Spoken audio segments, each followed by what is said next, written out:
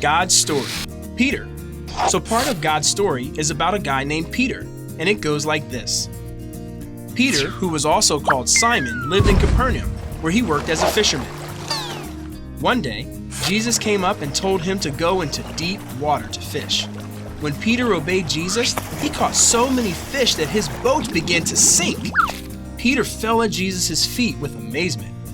Then Jesus said, "From now on, you will be catching men." Basically, now that Peter followed Jesus, he could help other people follow Jesus too. After that, Peter and the disciples followed Jesus everywhere. They got to see miracles, hear about the kingdom of heaven, and see what God was like by spending time with his son. Like one night, when the disciples left in a boat ahead of Jesus. Later, Jesus joined them by walking out across the sea. It was dark and stormy, so the disciples thought he was a ghost. Jesus said, "It's me." Peter actually stepped out of the boat to go to Jesus, which means he walked on top of the water too. But as soon as he saw the waves, he got scared and started to sink. Jesus caught him and said, "Why did you doubt me?" See, he wanted Peter to trust him even when it made no sense. After all, God is powerful and controls everything. When Jesus climbed into the boat, the disciples worshiped him. But some people did not believe Jesus is God's son, even after seeing his miracles or hearing about the amazing things he did. In fact, they got so mad that Jesus said he's God's son that they had him arrested. Well, even though Peter followed Jesus, he wasn't perfect. So when he realized he could get in trouble just for following Jesus, he pretended he didn't even know him. In one night, he told 3 different people that he didn't know Jesus at all. What's amazing is that Jesus had told Peter he was going to deny him 3 times. That means Jesus knew Peter would mess up, and he loved him anyway. And guess what? Jesus feels the same way about us. He told Peter to keep right on following him, and he did.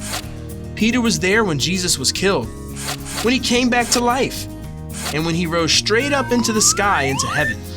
Jesus gave Peter and the other disciples a special message before he left. He said, "The Holy Spirit will come upon you and give you power. Then you will tell everyone about me in Jerusalem, in all Judea, in Samaria, and everywhere in the world." It's actually a message for all Jesus' followers, which means you and me. Anyway, Peter and the others were waiting for the Holy Spirit together in Jerusalem when a sound like wind came from heaven. Flames landed on their heads. Then they were filled with the Holy Spirit, who helps us do things we can't do by ourselves. Right away, the Holy Spirit helped them do miracles. More than 3,000 people chose to follow Jesus that day.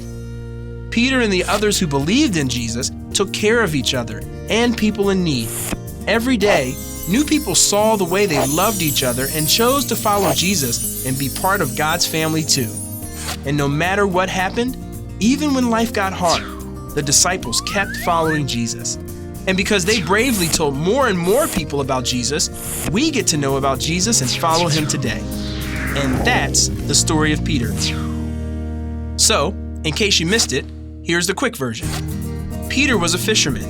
He followed Jesus. He showed others how to follow Jesus. Peter saw Jesus was God's son.